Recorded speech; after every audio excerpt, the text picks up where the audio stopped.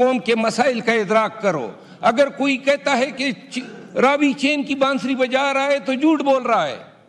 اب محترم ایاز صادق صاحب موجود نہیں ہیں, ابھی رانا ثناء اللہ صاحب موجود ہیں. کیا ممکن ہے میرے نون کے دوستوں آپ کے لیے اور محترم پیپل پارٹی کے جو ممبران اسمبلی موجود ہیں ایم کیو ایم کے بھی, کیا یہ ممکن نہیں ہے کہ ہم اس ایوان کی کوئی کمیٹی بنا دیں, بیٹھ جائیں, کیا غلطیاں ہیں, کیا ہمارے ٹیوارز ہونے چاہیے, کیا ہماری فکر ہونی چاہیے, اور کیا یہ ہمارا فرض نہیں ہے کہ اس ملک کو اس غیر یقینی صورتحال سے نکالے؟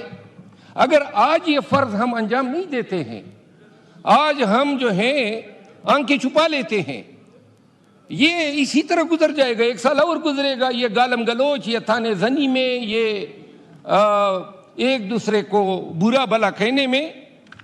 لیکن ایک چیز, ہم عوام کی عدالت میں اور پھر جب جائیں گے خدا کی عدالت میں مجرم ضرور ٹھہرائے جائیں گے.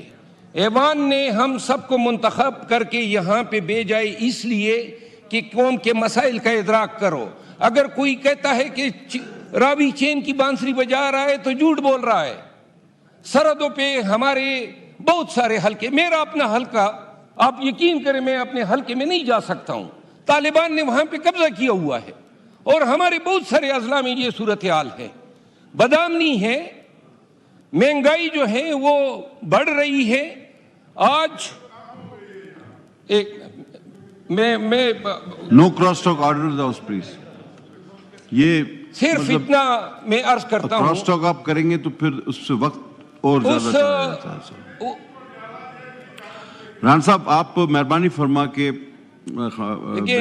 اس عدالت سے ڈرنا چاہیے جس میں نہ وکیل ہوگا, نہ گواہ ہوں گے اور نہ دلائل ہوں گے, اور صرف ایک اعلان ہوگا, وَامْتَزُوا الْيَوْمَ أَيُّهَا الْمُجْرِمُونَ, اے مجرموں نیکوکاروں سے علیحدہ ہو جاؤ.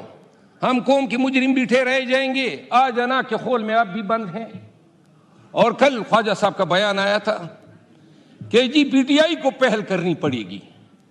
اگر ملک کی فلاح میں, پاکستان میں یہ جو آگ لگی ہوئی ہے اس پہ پانی ڈالنے کے لیے اگر اپنا انا کے خول سے کوئی نکل سکتے ہیں تو جناب اسپیکر, میں رانا ثناء اللہ صاحب سے ریکویسٹ کرتا ہوں کہ کیا یہ حکومت کا آفیشیل موقف بتانا پسند کریں گے کہ کیا وہ یہ چاہتے ہیں کہ اس ایوان کے ذریعے سے